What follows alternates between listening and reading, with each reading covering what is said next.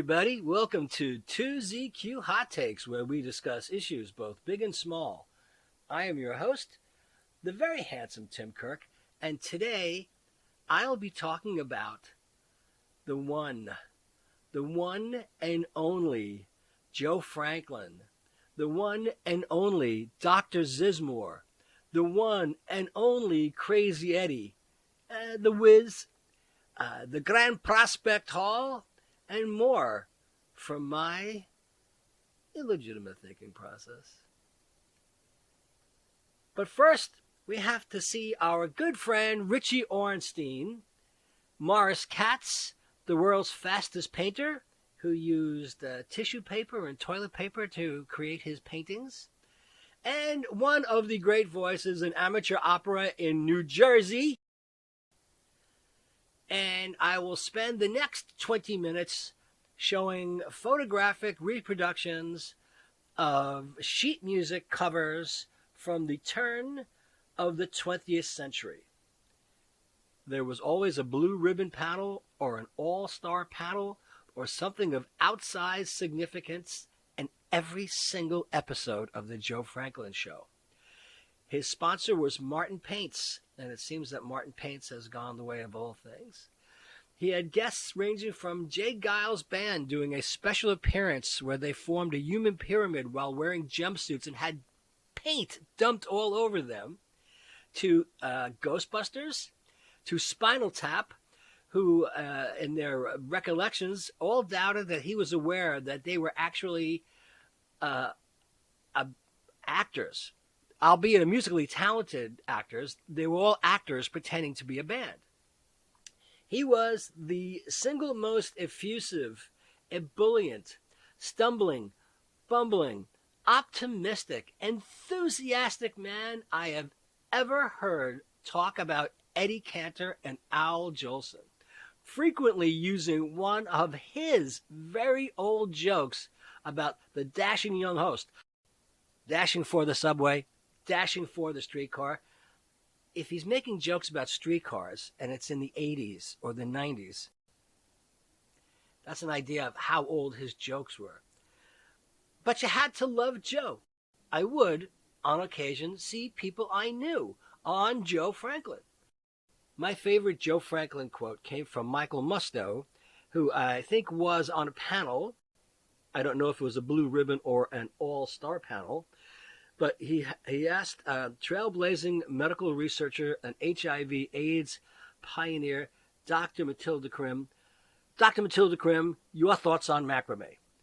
And that was the kind of question Joe would ask. Suddenly, just something would hit him like a bolt of lightning out of the blue and had absolutely zero relevance to the context of the guest, the subject matter, the sentence that they were speaking. He would just burst into conversation and ask questions like this.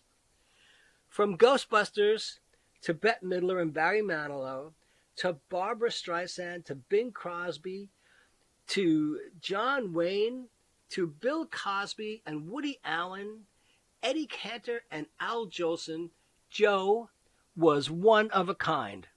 Watching his show was like allowing yourself to be hypnotized. After you were really high, tired, or anything else, and you had already seen the Willoughby episode of The Twilight Zone, and the old Muck and Maya Bakiva episode of The Honeymooners, and the Tholian Web on Star Trek, and Roy Clark playing guitar on The Odd Couple, if you wanted to see somebody absolutely thrilled to death, totally enthralled, listening to Dorothy Lamour talk about the road movies with Bob Hope and Bing Crosby and Anthony Quinn, he would show respect and insert some sort of emphasis in his questions that never quite seemed to match the subject matter or relevancy, but you had to love him. While your mind was in the netherworld between sleep and consciousness, you had a friend in Joe Franklin. At the same time, if you were up, there was a very good chance that you saw TV ads for SM Rose Chevrolet, especially during the Mary Tyler Moore, Bob Newhart rerun 2.5 hours from 1:30 a.m. to 4 a.m. That was on WNBC. I think it was after Letterman was over. An hour and a half of Mary Tyler Moore reruns, followed by 1 hour of Bob Newhart reruns, which is where the High Bob drinking game originated. Because between 3 and 4 a.m., Bob Newhart would be on TV, and if you happened to be in a bar or a pub and you wanted to play the Bob Newhart game, all you had to do was have the bartender turn the TV on to Channel 4, and every single time somebody said, "Hi, Bob," you had to take a drink. That was the essence of the Bob Newhart or the Hi Bob drinking game. Now, aside from SM Rose Chevrolet and Bob Newhart and Mary Tyler Moore, on the Joe Franklin show, there was frequently ads for everything from Martin Paints to you'd see an ad maybe for Action Park, Crazy Eddie, who turned out to actually be really crazy. With prices so low, he's practically giving them away, and prices so low they are insane. We all know that nobody beats the Wiz. Nobody beats the Wiz. If you went to Randazzo's Clam Bar, it was in Emmons Avenue in Sheepshead Bay, and Not So Fast Roll and Roaster, the Not So Fast fast food restaurant, they had inexpensively made television advertisements, and they would be on TV late at night. As much as I loved all those other experiences, Joe was the centerpiece, and there was absolutely nobody, but nobody, like Joe Franklin. So from the Paley Center, there was a documentary. 50 million Joe Franklin fans can't be wrong. This documentary explores the long and diverse career of radio and television show host Joe Franklin. The program includes an interview with Franklin, interspersed with clips of his radio and television shows, and interviews with fans, media critics, and previous guests on his shows. The introduction describes Franklin's career, which spans over 43 years and includes 300,000 interviews. Author Francine Schiff likens Franklin to a missionary who eases people through talk shows, and a Franklin fan named Sonny Zook calls him clairvoyant. Franklin discusses his idols and his introduction to the radio business, followed by clips of his television interviews with Tony Curtis, Joey and Marky Ramone, Diane Cilantro, and Fran Lee, Mrs. Fix-It. Following these clips is an excerpt of a Saturday Night Live spoof of Franklin by Billy Crystal, and musical performances by Weird Al Yankovic and They Might Be Giants. Next, media critics, columnists John Fine and Marvin Kittman describe the qualities that gave Franklin a lasting presence in broadcasting, and Franklin calls himself a rock of Gibraltar in a changing world. Kittman attributes part of Franklin's success to the wild mix of celebrities and random characters on his shows, illustrated by clips of his programs, with guests ranging from Mrs. Babe Ruth to Bill Cosby. In addition to completely unknown performers, Franklin's remarks on his approach to broadcasting and life in general, and the difference between working as a television and a radio personality. The program concludes with footage of his book signing for Up Late with Joe Franklin, which includes several fans' comments on the high esteem that audiences have for the talk show host. My absolute favorite segment on Joe Franklin, which I don't think I ever saw on Joe Franklin, but actually played in a kiosk in a video in a mall in Manhattan, was Gilbert Gottfried being a guest on the Joe Franklin show, accompanying Joe to his vault of memorabilia. And, of course, Gilbert just picks up random pieces of memorabilia, uses them as props, makes jokes about them, and then concludes by pretending that he is in some sort of Twilight Zone himself, where he is going to be switching places or being caught and trapped in one of the record album covers while screaming Joe's name over and over again. And it kind of fit, because that's exactly how people felt about Joe Franklin. I did anyway. By James Brown in January of 2015. Joe Franklin, who became a New York institution by presiding over one of the most compellingly low-rent television programs in history, one that even he acknowledged was an oddly long-running parade of has-beens and yet-to-bes interrupted from time to time by surprisingly famous guests, died on Saturday in a hospice in Manhattan. He was 88. A short, pudgy performer with a sandpapery voice that bespoke old-fashioned show business razzle-dazzle, Mr. Franklin, the star of The Joe Franklin Show, was one of local television's most enduring personalities. He took his place behind his desk and in front of the camera day after day in the 1950s and night after night in the 1960s, 70s, 80s, and 90s. It's not like Joe was ever seen as a party animal. In 1993, he said that he had hosted more than 300,000 guests in his more than 40 years on the air. Another way to have interviewed that many people would have been to go to Riverside, California, or Corpus Christi, Texas, and talk to everyone in town. He may have been exaggerating, but whatever the number, it was impressive. And although he never made the move from local television in New York to the slicker, bigger realms of networks, he was recognizable enough to have been parodied by Billy Crystal on Saturday Night Live and mentioned on The Simpsons. And everybody I know, if you did a Joe Franklin impression, they would counter with their Joe Franklin impression, because if they had seen him, that means they were up at one point during the late evening and they were hypnotized and they had to watch it.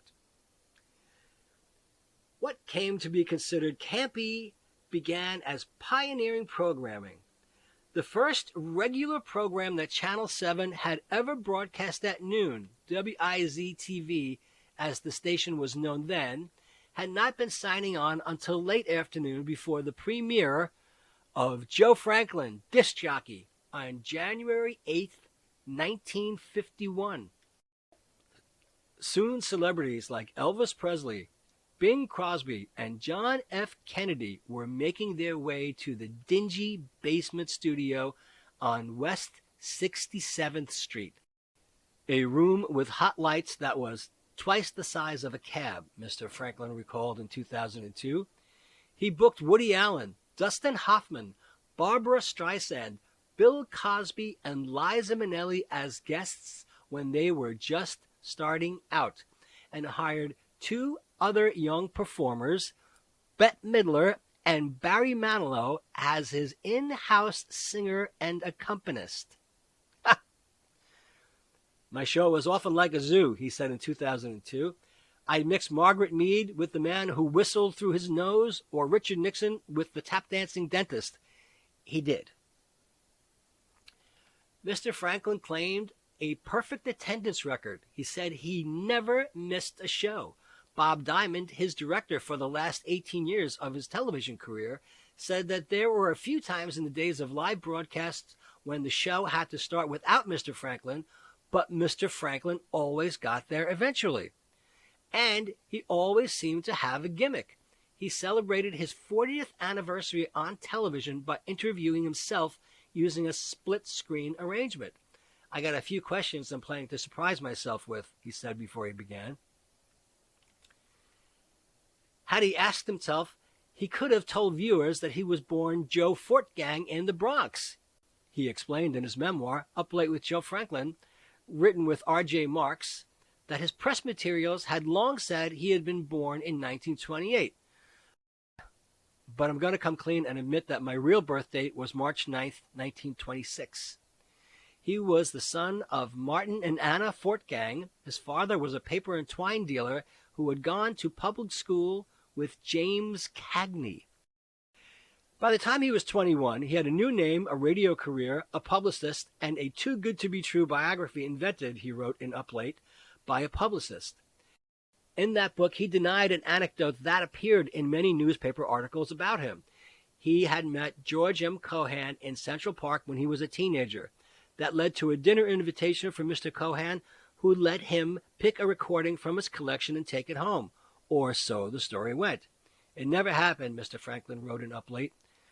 But a real invitation to pick records was his big break. He had been the writer for the singer Kate Smith's 1940s variety program, which featured guests like Clark Gable, Myrna Loy, and Edward G. Robinson, all my childhood heroes. When the radio personality Martin Block hired him to choose the records played on Block's Make-Believe Ballroom on WNEW. Block arranged for Mr. Franklin to go on the air with a program called Vaudeville Isn't Dead. After stops at several other stations in the 1950s, Mr. Franklin settled in at WOR in the mid-1960s with his Memory Lane program. That big late-night stroll for nostalgics and memorabiliacs, as he described it. Boy, oh boy, was it. He was both. He owned a shoe of Greta Garbo's, a violin of Jack Benny's, and a ukulele of Arthur Godfrey's, not to mention 12,500 pieces of sheet music and 10,000 silent movies. His office was several rooms of uncatalogued clutter, first in Times Square, later on 8th Avenue and 43rd Street. You know, I was a slob, he said in 2002. If you had ever seen any photographs of Joe's office, it was absolutely like an episode of Hoarders. Mr. Franklin met his wife when she applied for a job as his secretary. Soon they were being mentioned in gossip columns. Dorothy Kilgallen wrote that we were waxing amorous, he wrote in Up Late. Walter Winchell, God, these names are so old.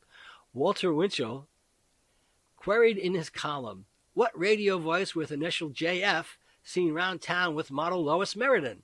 Soon, she was attending his 6:30 a.m. broadcasts. Lois made faces at me through the control room window, wiggling her ears and her nose, Mr. Franklin wrote in Up Late. They were married on a television show called Bride and Groom. Off camera, he wrote in 1995, things weren't going right. It's been like that for 40 years. He added, Lois is happy, I'm happy, I live in New York, she lives in Florida. After his television show was canceled in 1993, Mr. Franklin repeatedly tried to cash in on his fame and his collection of memorabilia. In 2000, he lent his name to a 160-seat restaurant on 8th Avenue at 45th Street. Eventually, it became a chain restaurant with Joe Franklin's Comedy Club in the back. Later, the restaurant and the comedy club closed. And in 2002, he sold some of his memorabilia at auction. I am pretty sure the location of that restaurant is now a Shake Shack. He continued to do a late-night radio show on the Bloomberg Radio Network almost to the end. Mr. Guerin said Mr. Franklin's Tuesday show was the first scheduled broadcast he had missed in more than 60 years. His survivors include his son, Bradley Franklin, a sister, Madeline Kestenbaum, 2 grandchildren, and his longtime companion, Jody Fritz. On television, Mr. Franklin did not like to rehearse, and he never used cue cards or prompters. The opening monologue and the questions were all in his head. I was the only guy who never had a pre-production meeting, he said in 2002. You don't rehearse your dinner conversation. I'm not saying I was right, but I lasted 43 years. Wikipedia talks about Joe's guests. Franklin's guests included an eclectic mix of actual celebrities and low-level performers. sometimes on the same panel. I love the panel.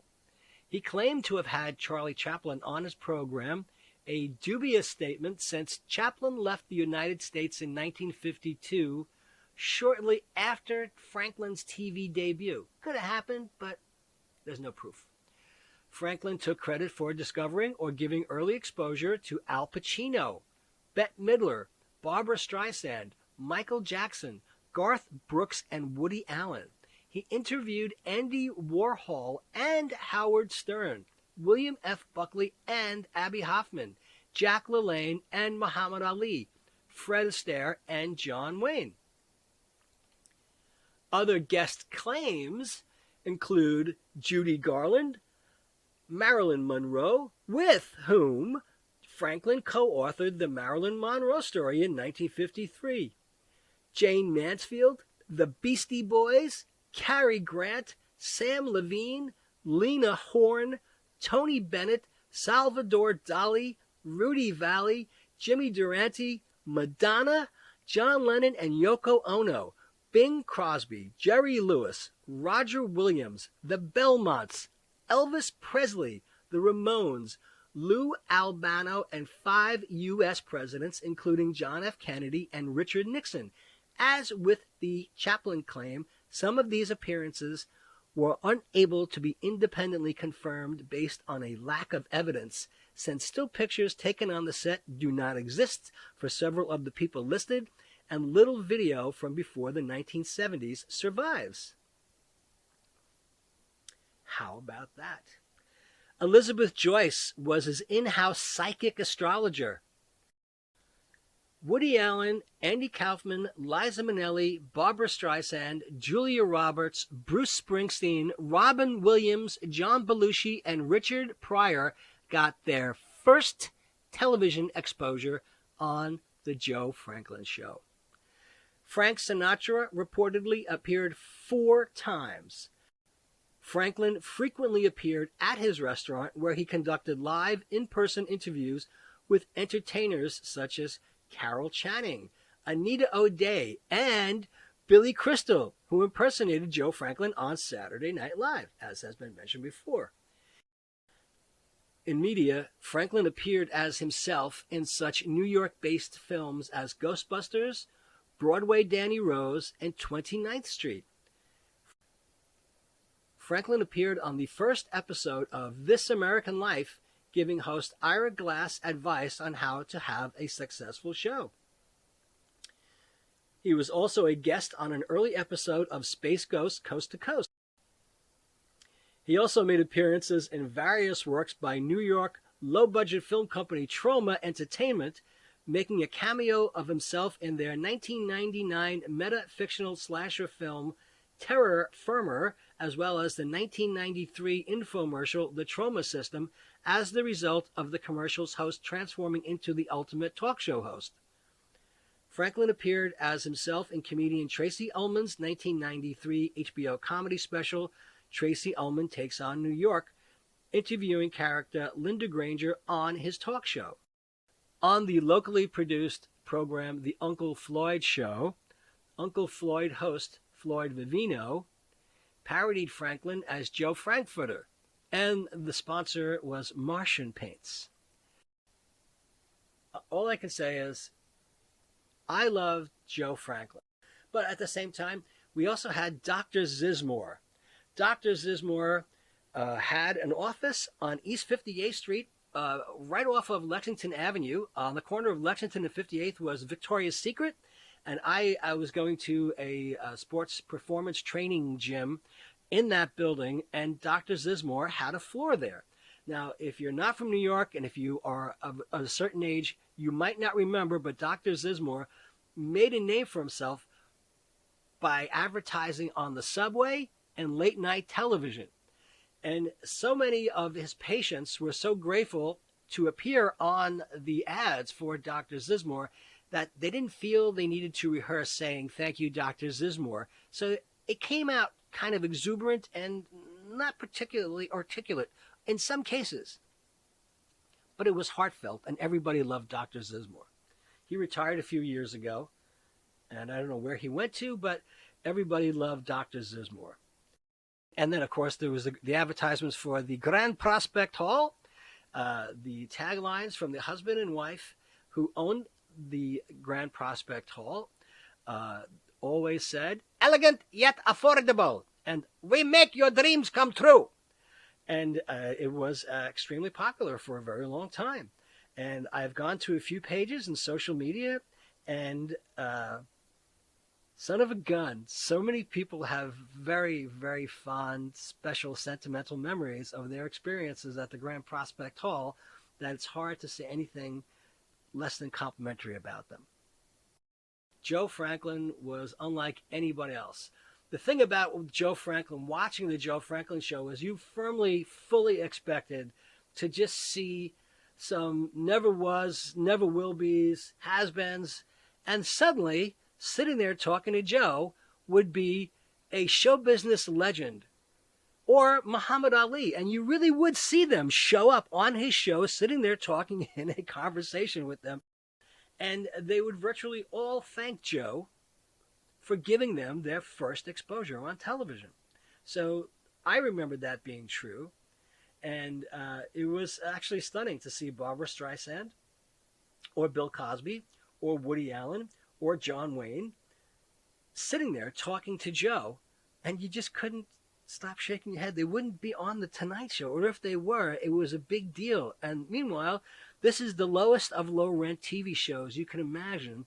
It was one step above public access broadcasting. And it was just the greatest thing in the world. I love Joe Franklin. I always did. I always will. And I wish there was some sort of approximation for Joe that exists now. I guess TikTok is it. But nothing will ever come close to Joe Franklin. Just the absolute greatest of all time. I will forever love Joe Franklin. Thanks for listening. See you next time. And as the kiddies say, peace out.